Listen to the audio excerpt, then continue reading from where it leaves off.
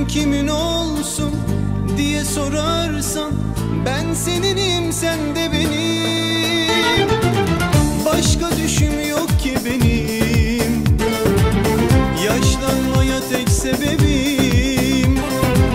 Kim kimin olsun diye sorarsan, ben seninim, sen de benim. Aklına geleni yüzüme söyle hadi, söyle de bilsin herkes. Kim akıllı kim deli anlamadım. Hangimiz seviyor, hangimiz ziyan ediyor? Kabul kabul, hiç sonra gelemem desen kabul. Emrime esirim ol desen kabul. Say beni kölen yerine. Kabul kabul, kar beyaza kara desen kabul. Buluşmak sonbahara desen kabul.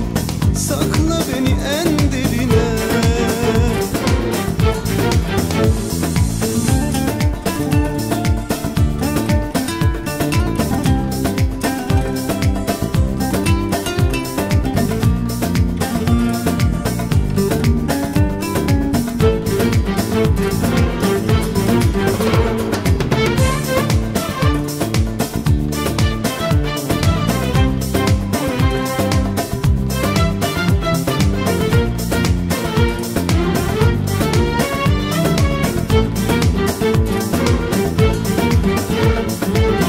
Başka düşüm yok ki benim, kalp atışım tek sebebim.